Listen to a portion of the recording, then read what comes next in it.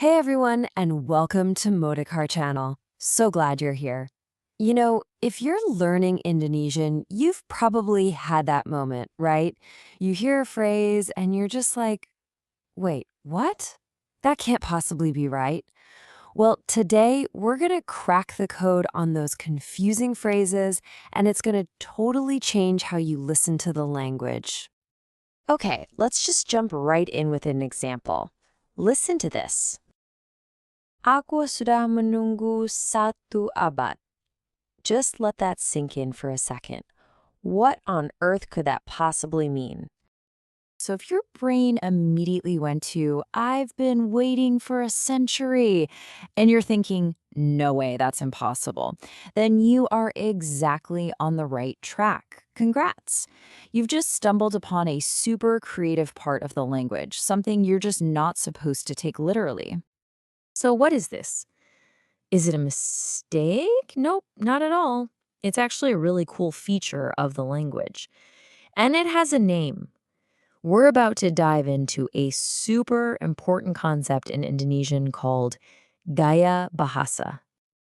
So, gaya bahasa, what is it?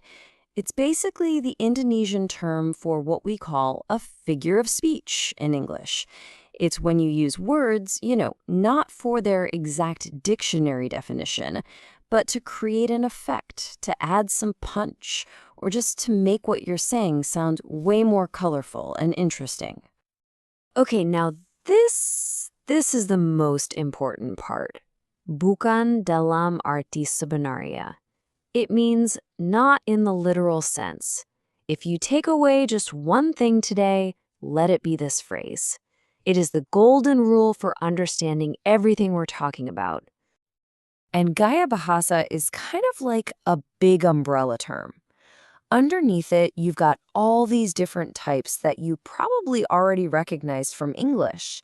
Things like metaphor, personification, irony, and that first sentence we looked at, the whole waiting for a century thing, that's a perfect example of this one right here, hyperbola, or as we call it, hyperbole. All right, so let's circle back to our mystery sentence and really break it down. Now that we know what's going on, what did that person actually mean when they said they were waiting for a century?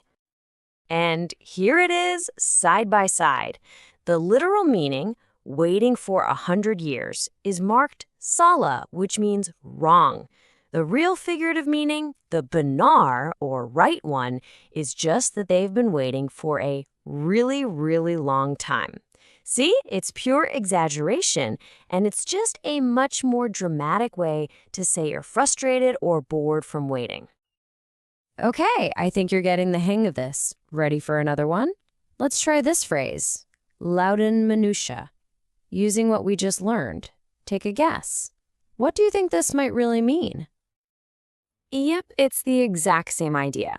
Lautan manusia literally translates to an ocean of people. Kind of a weird image, right?